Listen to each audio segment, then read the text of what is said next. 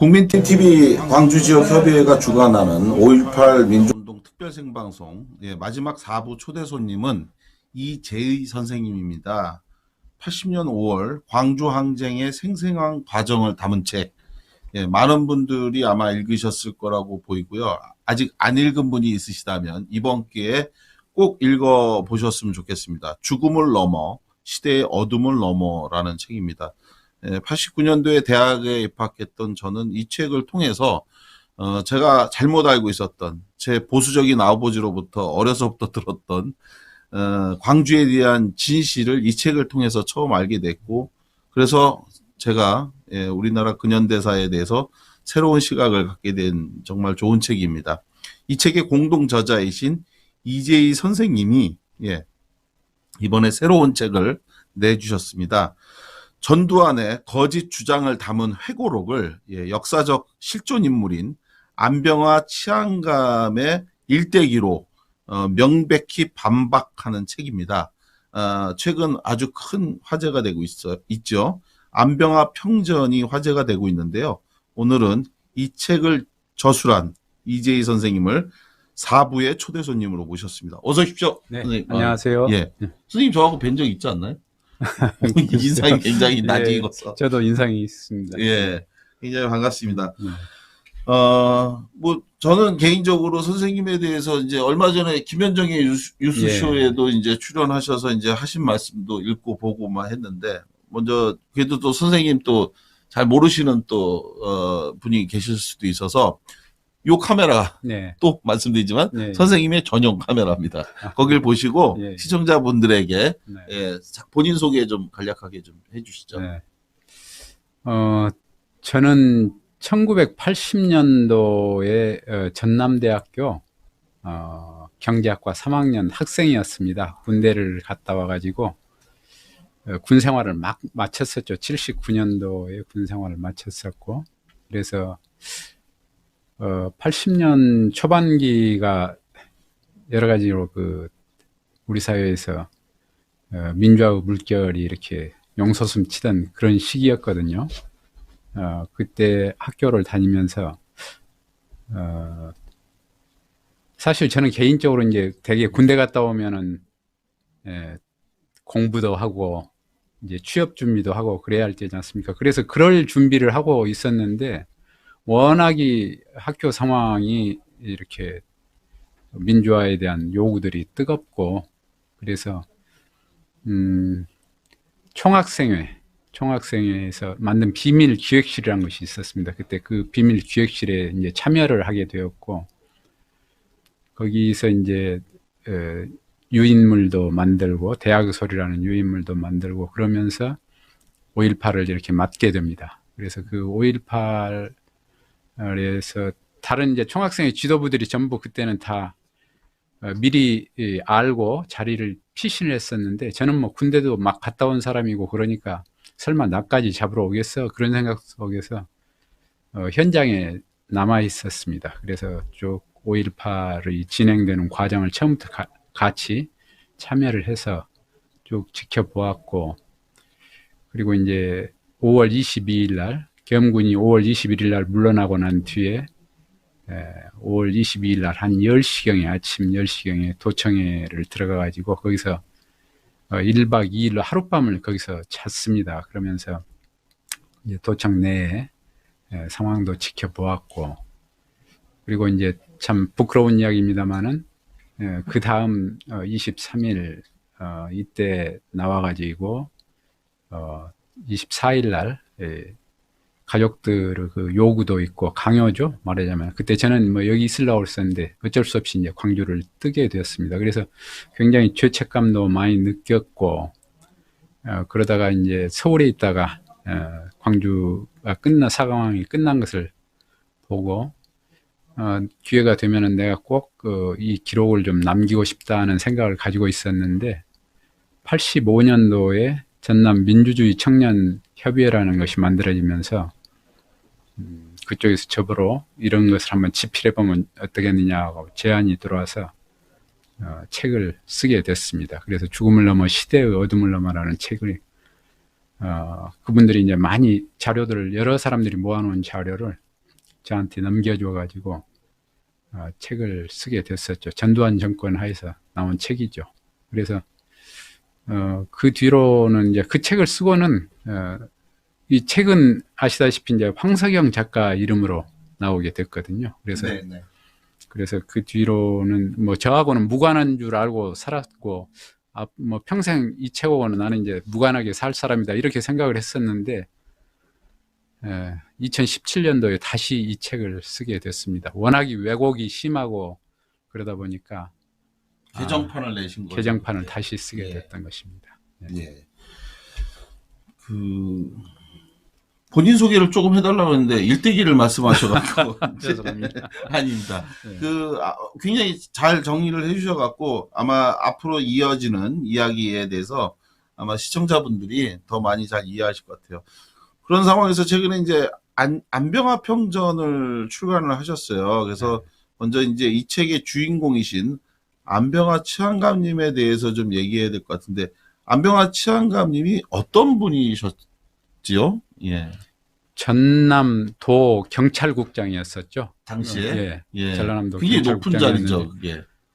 지금 전남 경찰청장이죠. 지금은 그죠? 시기에 광주하고 얘기하면. 전남하고 이렇게 나눠져 네. 있는데, 그때는 같이 행정구역에 묶어져 있었기 때문에 도지사 바로 밑에서 치안 쪽을 담당했던, 그렇죠. 예, 그래서 전체 총괄을 했던 사람이죠. 그러면 80년 당시에 바로 전남 도경국장을 하셨던 분이신 거죠? 79년 2월 달에 부임을 해서 했습니다. 예. 80년 5월 광주 당시에 그 항쟁이 있었던 그 시기에 예. 전남 도경국장을 하셨던 그렇습니다. 분인데, 예. 그분에 대한 이야기를 평전으로 내셨다. 아까 전에 본인 소개하시면서 말씀하신 것처럼 80년 5월 당시에 그 학생으로서 광주 항쟁에 직접 참여했던 분인데, 그런데 그걸 막았던 당시에 경찰 최고 책임자에 대해서 책을 내셨어요. 네. 사람들에게는 참 잘 연결이 잘 모르는 사람, 특히나 이 유튜브 방송을 보는 사람들은 굉장히 젊은 층이 많이 네. 있을 수밖에 없기 때문에 그게 선뜻 이해가 안 갈 것 같습니다. 저도 내가 이 경찰에 대한 이야기를 쓰리라고는 전혀 상상을 못했습니다. 그 네. 책을 쓰기 전까지는. 근데 어떻게 해서 이걸 쓰게 됐을까? 예. 지금도 그런 생각이 드는데, 이게 거의 운명적으로 서로 연결이 돼 있는 그런 것이 아니었을까 싶은 생각이 들었어요. 이게 85년도 그 죽음을 넘어 시대의 어둠을 넘어 쓸 때도 경찰의 역할이 좀 의아한 측면들이 많이 있었거든요. 예. 대개 5.18 하면은 계엄군하고 광주 시민 이 두 개의 주체만 있었던 것으로 예. 사람들이 단순하게 이분법적으로 생각을 하잖아요. 예. 근데 가만히 생각해 보니까 경찰이 5.18 기간 중에 끊임없이 계엄군의 뒷전에서 계속해서 계엄군들을 이렇게 지원을 하고 그 뒤에 항상 이렇게 배치가 되어 있습니다. 5.18 사진을 보면은 모든 사진에 항상 보면 경찰이 뒤에가 배치되어 있는 것을 확인할 수 있습니다. 그만큼 진압군으로서 작용을 했던 그런 책임자인데, 그 사람에 대한 이야기를 제가 쓰게 되리라고는 상상도 못했었죠.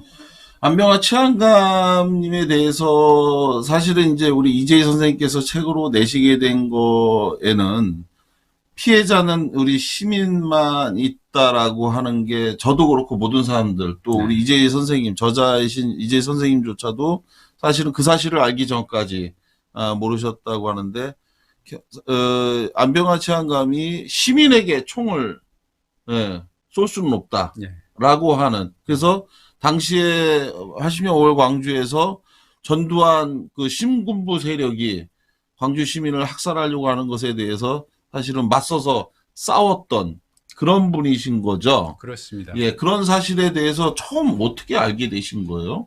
그러니까요. 이게 제가 이제 그 사실을 알게 된 것은 1993년, 그러니까 지금으로부터 한 27년 전 일입니다. 그 우연히 그때는 이제 김영삼 정부가 막 들어섰거든요. 그래가지고 5.18 광주 피해자들에 대한 피해 신고를 접수를 받았습니다. 예. 근데 그 피해 신고를 접수를 받는데 제가 그때 이제 기자 생활을 하고 있었거든요. 신문 기사를 보니까 이상하게 경찰국장이 피해자로 신청을 한다는 그 기사가 있어요. 네. 그래서 피해자로 인정이 될 수 있을까, 인정받을 수 있을까 이런 기사가 실려서 아니 이상하다. 이 경찰이라는 것은 진압군의 일원이었는데 그 책임자가 어떻게 피해자가 될 수 있지? 처음에 너무나 상식적인 의문을 갖게 되는 것이죠. 그래서 이제 관심이 생겨서 한번 그 가족을 한번 만나보고 싶었어요. 네. 신청자가 이제 그 미망인으로 이렇게 돼 있어서 그래서 연락을 했습니다. 그러니까 처음에는 잘 안 만나려고 그러던데 처음에 안 만나시려고 예, 잘 안 했군요. 만나시려고 그러더라고요. 그런데 어떻게 쓰려고 하는 건지 모르니까. 그렇죠. 그러기도 하고 아마 이제 나중에서 알게 됐는데 굉장히 심경이 복잡했었던 그러실 거죠, 것 당시에. 같아요. 그래서 이제 어떻게 어렵게 섭외를 해가지고 서울을 가서 이제 만나게 됐었죠. 근데 아유 그 어렴풋이 그분에 대한 뭐 5.18 때 소극적으로 해서 예. 나중에 뭐 잘리고 그랬다더라 그런 이야기만 알고 있었는데 가서 이제 막상 만나서 이야기를 들어보니까 정말 너무 충격적이었어요. 네. 이런 사연을 안고 살아왔구나 싶은 생각이 들고 제가 그때 그 집을 갔을 때 사모님 혼자 계셨는데 조그만 허름한 전셋집에 네. 이렇게 혼자 계시면서 얼굴이 막 이렇게 부어있어요. 퉁퉁 부어있고 말씀도 제대로 잘 못 하시고 어떻게 된 사연입니까? 그러니까 그분의 일대기에 대해서 간략하게 이렇게 이야기를 하는데 도대체 이해가 안 됐습니다. 저는 그 이야기를 처음에 듣고는 그래서 이제 하나하나 꼼꼼히 물어보니까 이분이 광주 시민을 향해서 무력으로 진압해라는 겸사령관의 요청이 아니라 지시죠. 예, 지시죠. 그걸 거부를 했다는 겁니다. 예. 그래가지고 그것 때문에 5월 26일 날 그러니까 진압작전이 펼쳐지기 바로 전날 합동수사본부에 연행이 돼가지고 거기에서 고문을 받고 그 뒤에 경찰이 경찰국장이죠. 총수가. 경찰국장이면은 뭐 고위직이죠. 고위직인데 그게 참 말이 쉽지 당시에 그렇죠. 우리 그래가지고 선생님 물도 한 잔 좀 밖에서 물 드시라고 물 갖고 고맙습니다. 물 드시는 동안에 제가 잠깐 간결하게 좀 정리를 하면 안병화 치안감님은 육사 출신입니다. 전두환의 그 선배였대요. 그런 대단한 어떻게 보면 권력을 지향하려고 욕심을 냈다면 얼마든지 그 신군부의 입맛에 맞게 무력 진압, 강경 진압을 다 할 수 있었는데도 불구하고 시민에게 국민에게 총뿌리를 돌릴 수 없다라고 하면서 시민의 안전에 그리고 또 특히 이제 이 안병화 치안감님이 그 무력 진압이 있기 직전 전날 아침내 그 학생들이 평화 시위를 하겠다라고 하면서 그래가지고 오히려 광주가 진압이 불가한 상황이라 불가피하게 공권력이 공수부대가 투입된 게 아니라 경찰하고 평화적인 시위를 하기로 다 합의가 돼서 이게 안정적이고 평화적인 그런 상황이었기 때문에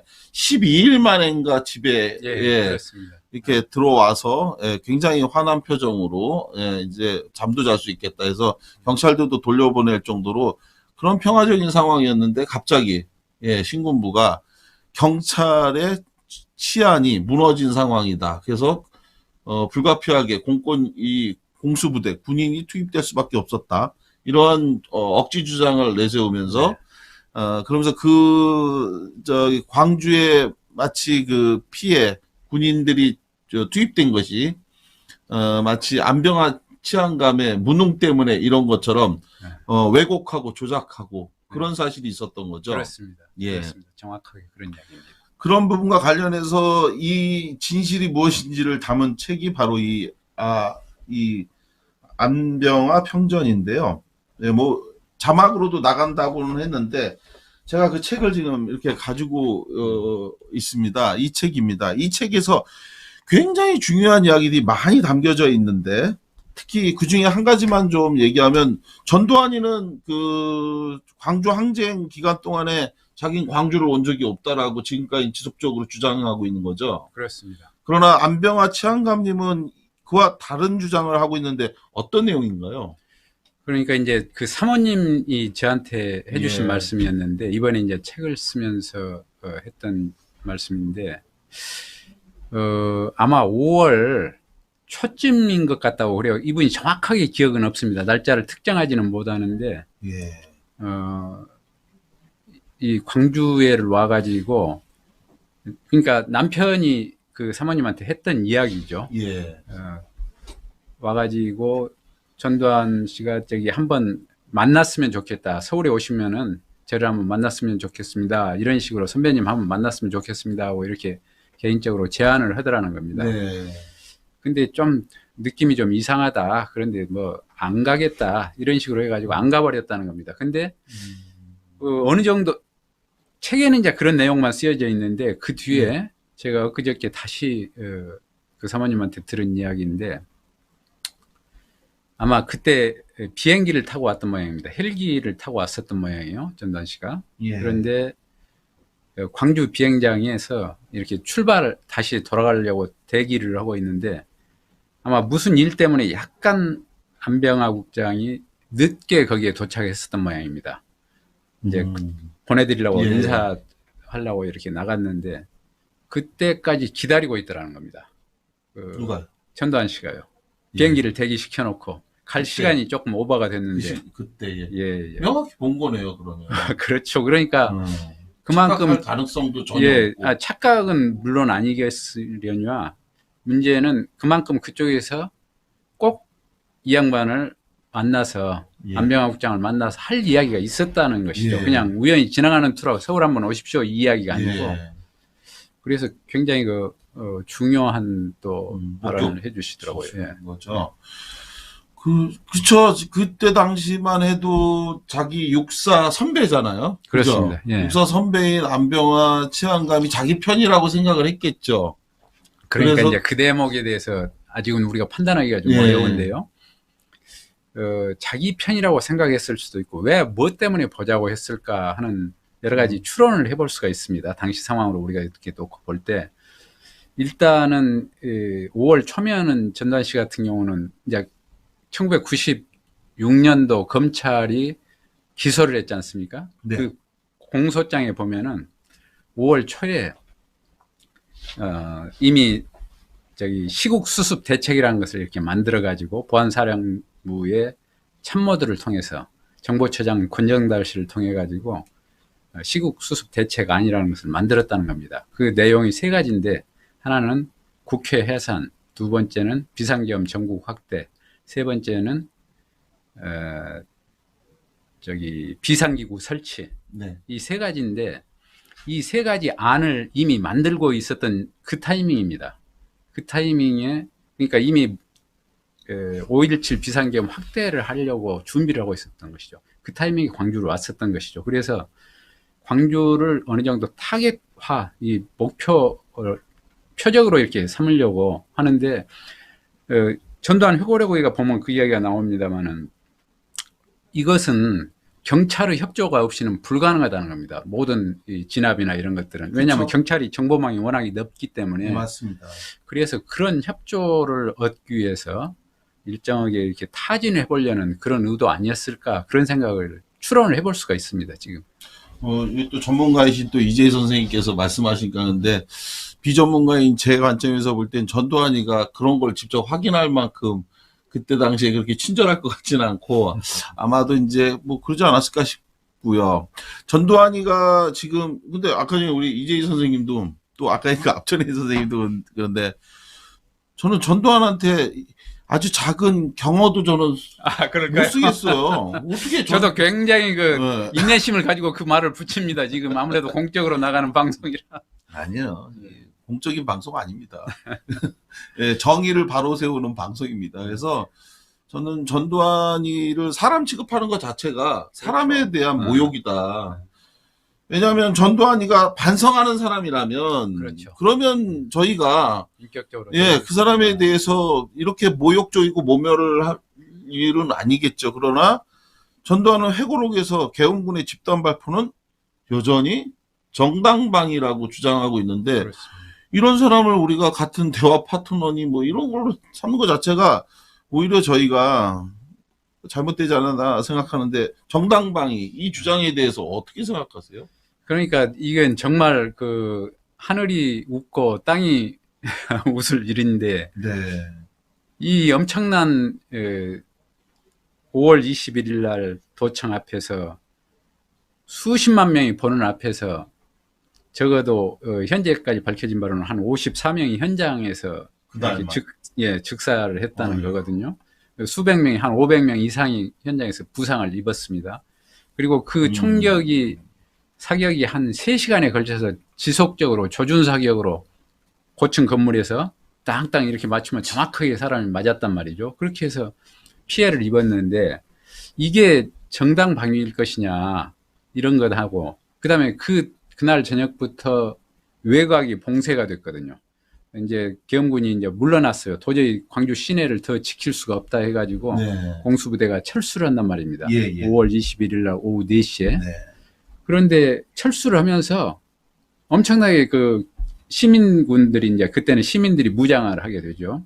그렇게 하면서 서로 총격전이 벌어지면서 많은 시민들이 또 그 사이에 다치고 죽고 그래요. 물론 계엄군도 한두 명 정도 죽습니다. 그리고 또 많은 사람들이 계엄군도 다치고 그러는데 그다음 그날 저녁부터 이제 널리 알려져 있습니다만은 주남마을이랄지 예. 송암 예. 산단 있는데 송암동 마을이랄지 그러면 광주 교도소 이런 데에서 대대적인 민간인이 피살되는 일들이 벌어지는 겁니다. 그렇죠. 그런데 이 민간인들 그 마을은 특히 송암마을 같은 데는 학살이라고 할 수밖에 없는 엄청난 사건들이 벌어져요. 지금도 그 내용들이 잘 안 알려져 있습니다.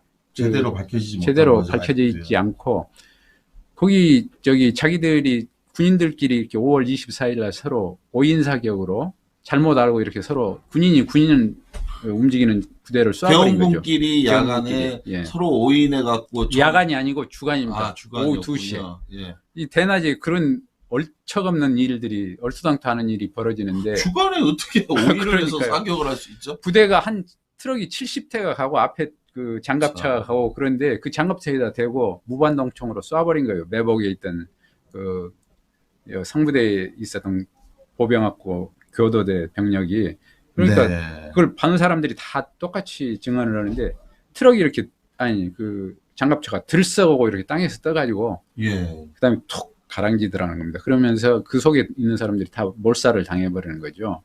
그런 식의 사건이 벌어지는데 그래가지고 그것이 한 30분 내지 1시간이 지속이 돼요. 서로 간에 막 총격전이. 교전을 예. 했던 게요. 이건 서로 부대 간에 전혀 지휘 체계가 통일이 안 돼 있기 때문에 그런 거거든요. 그래서 지휘 체계가 서로 다른 말하자면 공수부대는 공수부대 라인대로 작전이 이루어졌고 이 상무대에 있는 보병학교 이쪽에서는 또 다른 지휘 계통을 가지고 이러기 때문에 이런 일이 벌어진 것인데 그 사건이 끝나고 나자마자 알았죠. 이제 군인들끼리 잘못했다는 예. 거죠. 그럼에도 불구하고 그 마을을 초토화를 시켜버린 겁니다.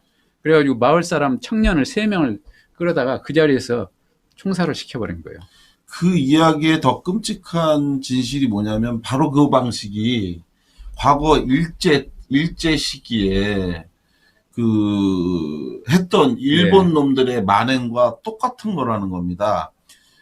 베트남전에서도 마찬가지였고 일제 당시에도 마찬가지인데 아군의 피해가 있으면 일본 놈들이 그 주변에 마을 인가를 급습해 갖고 거기에 죄 없는 아무 상관도 없는 민간인을 학살했는데 그게 1980년에도 그대로 벌어졌다는 점에서 이건 도저히 용납될 수 없는 범죄 행위인데 그런 범죄 행위를 여전히 전두환이 회고록에서 정당방위라고 주장하고 있다는 거죠. 그렇습니다. 그 보면은 그 사람들 중에 상당수가 그때 공수부대를 구성하고 있던 그 장기 사관들생들 있죠. 하사관들.